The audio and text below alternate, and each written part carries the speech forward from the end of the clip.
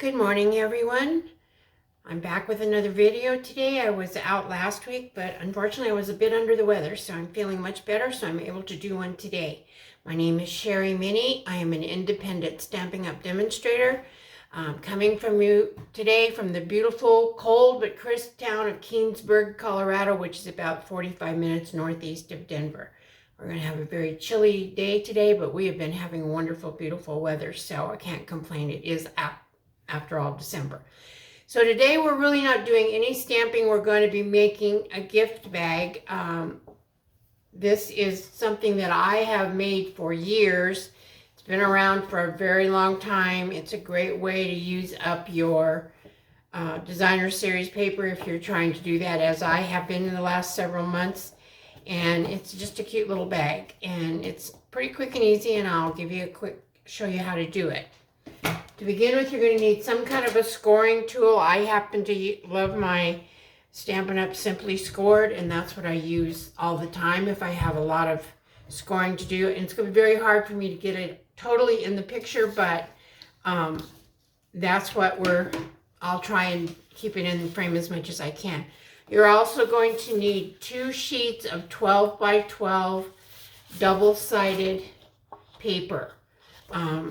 And if you have a direction, if it's a directional pattern, you need to pay attention to that. Mine is not, so I can do my scoring any way I want. But if you have a directional pattern for your score lines, you'll want to make sure that you have it going in the proper direction and start scoring from there. So since mine is not, what we're going to start out with is I'm going to put my paper in any direction, and we're going to score the top, what will end up being the top of our paper at the 2-inch mark.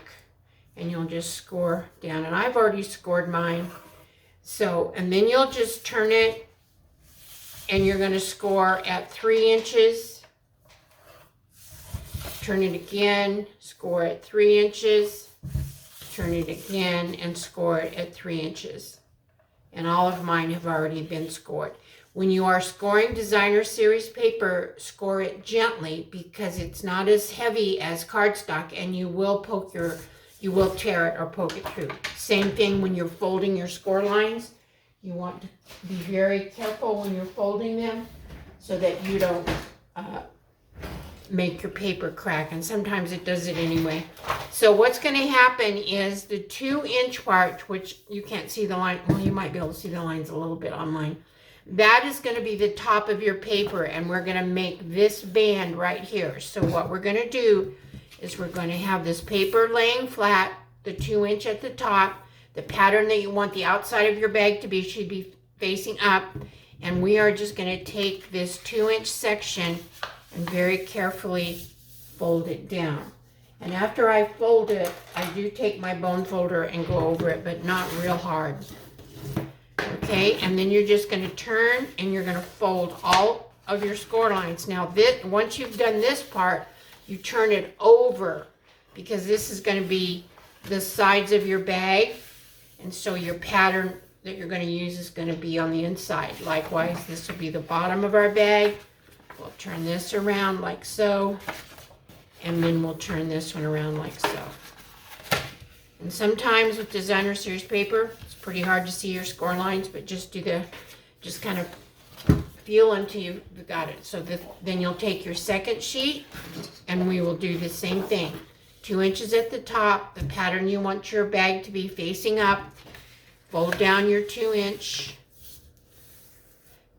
turn it over, and go and fold down all your 3-inch sides. This is a pretty simple bag, and it doesn't take long, and I make a lot of them.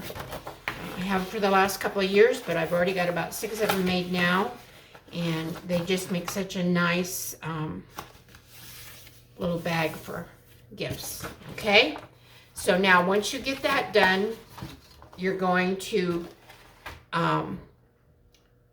fold your 2-inch piece down, and we're going to glue it down flat. So I will take, and I use my liquid glue only because, pardon me, you're going to be putting things in and out of this bag, and we're going to be punching holes in this for our handles. And so I just use a very strong the strongest glue I have, which for me is this, my liquid glue. And I know that a lot of you don't like it. Just remember, if you can see it, it's enough. And don't overdo it. That's what usually happens, and that's why you get it everywhere, okay?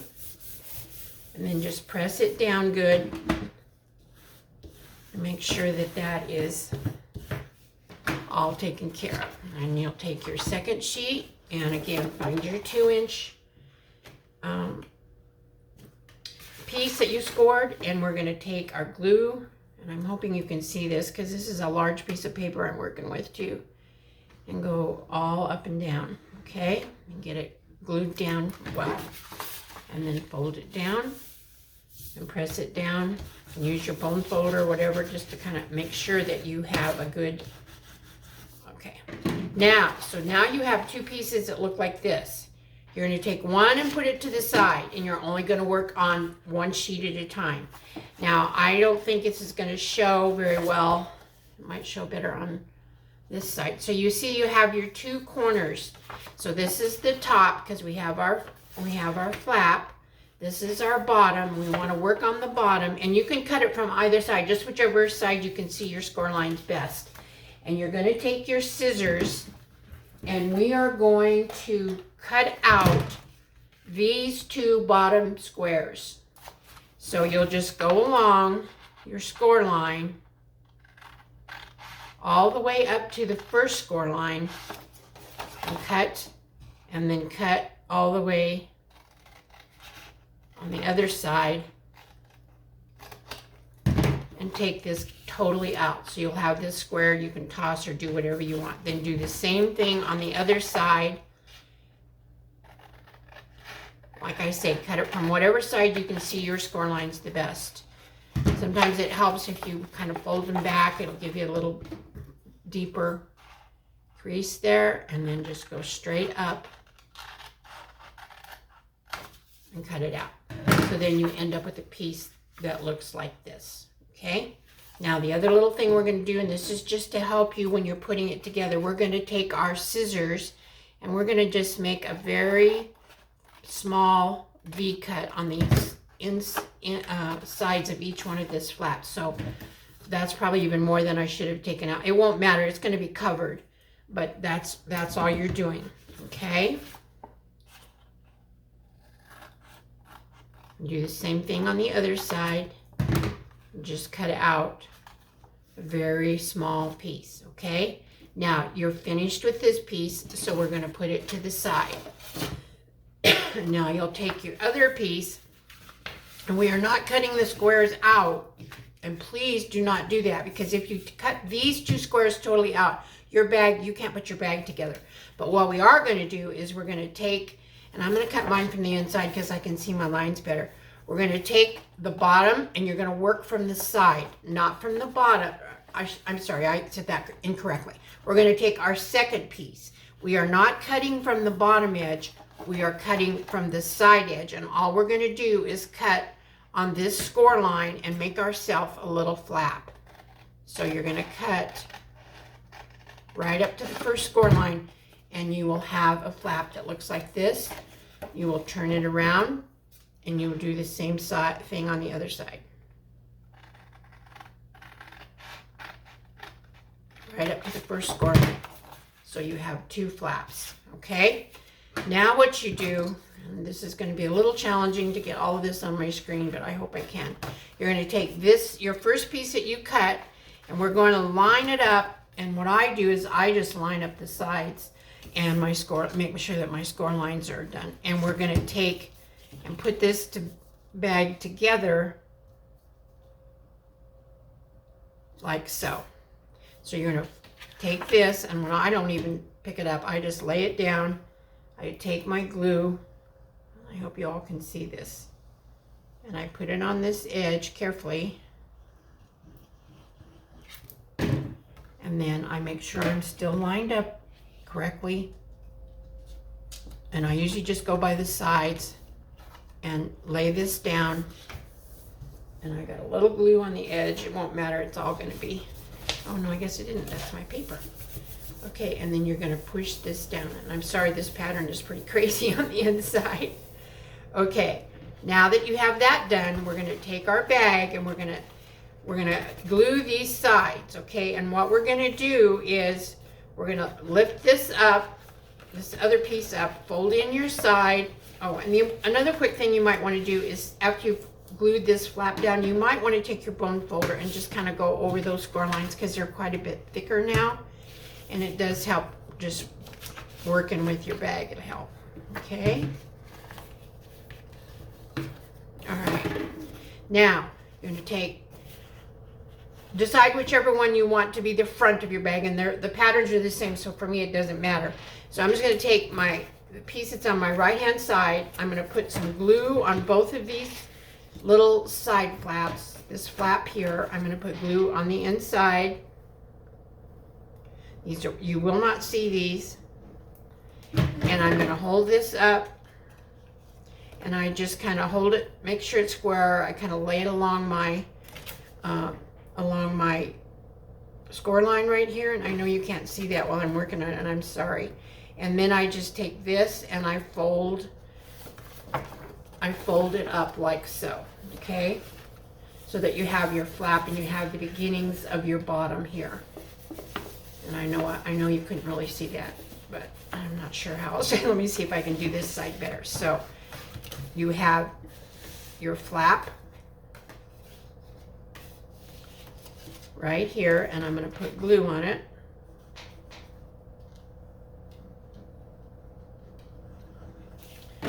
And then I'm going to take and lay it up here. Let's see. And line up my sides. Line up this side here and press it down, okay? Now what I did is I took my bag, I flipped it over, and I just put my hand on the inside here and rubbed it down really well so that it's stuck, okay? That part's not going to show, but for your bag to be square, if you can get it kind of, make sure it's square so your bag will be square when you're done. And I got a little overflow of glue there. Okay, now what we're going to do, this is now the back of my bag because you can see I have these two flaps right there. Okay, so now what you do is you take the other part that's remaining and you're just going to put glue on it, and we're going to glue it like that, and that is our bag. So I'll take this and I'm going to put glue all along the edge. I don't do the inside edge, but all along these edges and at the top, making sure I get it in the corner, and I put it in the middle, and then I'm just going to fold it up, and again try to match my top edges. And you can see my paper has cracked, but it's not going to be bad, okay? And then I put my hand inside here and just push it down. So we have one side of our bag complete. So now we're going to do the same thing on this side. We're going to take our glue. We're going to go along here, along the top, and I really cracked my paper. This paper's pretty heavy, so I did crack it, but it's still a very pretty bag. Then you can just lay this up like this. Line it up. I always try to line the top edges so that they'll be even. And once again, I will flip it over, put my hand on the inside, and just rub that down real good. And that's your basic bag. Now I have so here's, if you have a good eye, you're gonna also need a hole punch. I don't know if I told you that. And you'll need 2 pieces of ribbon. I think these are about 15, 16 inches long, and it can be whatever you want. You can also tie them on the outside. I prefer to do mine like this. And I have the knots on the inside. Can you see that? Let me get my finger out of the way. There. You see the knots on the inside? That's how I do mine. You can do them whatever. Also, a really big help is if you have one of these flosser, I don't even know what they call them. You use them to, like if you have braces, you use them to load your floss for your braces. Thread your floss, I guess. These are floss threaders. I think that's what they call them. They're very delicate, very small, very easily lost, but they're such a great help when you get ready to do your ribbon. I also have made myself just a little template, and all I did is I took and I measured the front of my bag, and it's about 6 inches, and mine's gotten a little bit elongated because we used it for class. And then I just measured in 1.5 inches. I figured I wanted my ribbon in about 1 inch, 1.5 inches, and so I just measured in 1.5 inches, made a mark, centered it, made another mark, and then I used this to punch my holes. So what you do is I just hold it here, I line my hole up, I line my hole punch up in the center of that hole, and punch, okay? And then I turn it around, keeping this taut with the top so it's level, and I do the same thing. I put my hole punch in there and punch, okay? So now I have 2 small holes. Now we'll turn it over and we'll do the exact same thing on the other side, keeping this even at the top. Here's my holes, and like I say, I need to make a new guide because he's got a little bit. It's kind of hard sometimes to get your punch lined up. If any of you have a crocodile or know what that is, they work great because you can set the depth, and that way you don't have a problem. But I have one somewhere, but lo and behold, do you think I can find it? Okay, so there's our holes. We've punched all 4 of our holes. Now to use my little threader thing, all I do is I put my ribbon through here, and this ribbon is wide. You can still do it, but it does take me a little bit of work to get it through my hole. And you just want to be careful that you don't rip out your bag. And I should have probably chosen a more narrow ribbon, because I don't know if I'm gonna get this in through. Oh, there we go.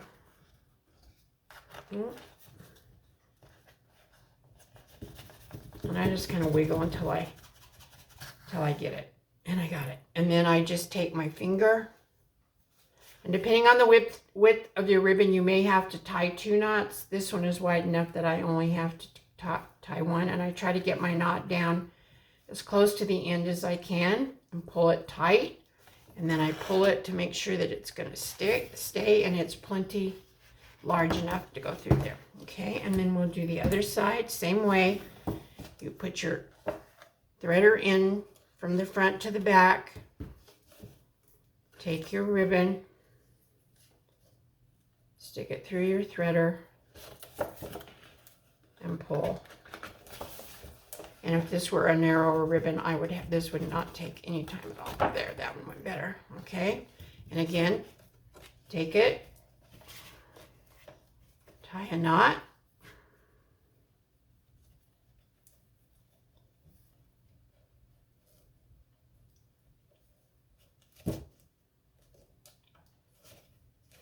and pull it through. And there's one side. Now we'll do the exact same thing on the other side.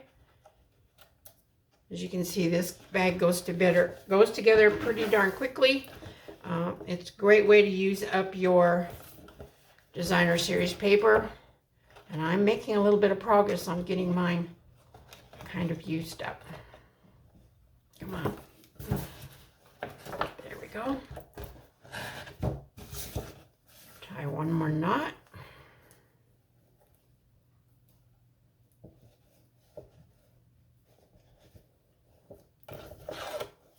All right, and then one more side, and we are basic. This bag is really done. You can make a little tag and put on it, which I normally try to do.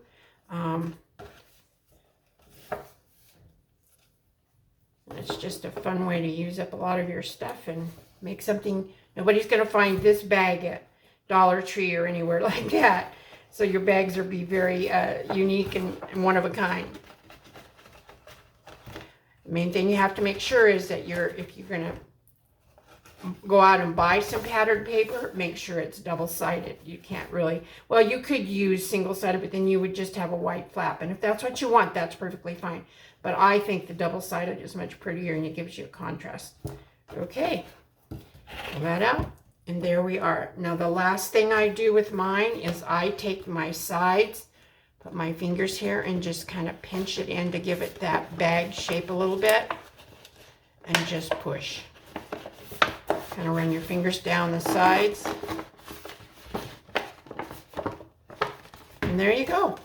So now I have 2 more. I have another bag. So I probably have about 7 or 8 made. And I think that's about all I'm going to need. But it's always, you can make them for any occasion. You don't have to be Christmas, but they're really fun. So I hope you enjoyed this video. I do want to do a little housekeeping here. This will probably be my last video for 2023. I might try and squeeze one in after Christmas, but I just don't know.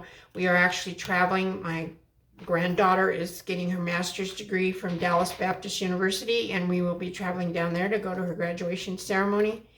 And then I have to try and get ready for Christmas, and I'm very much a last minute person, so nothing unusual this year. But I want to wish all of you the very merriest of Christmases. Keep in mind that the real reason for this season is our Lord and Savior Jesus Christ, and without him we would be nothing. Again, thank you so much for taking time to watch this with me, and God bless each and every one of you. Sorry if I could talk this morning, and I will see you as soon as I can get back on schedule. Thank you, and God bless.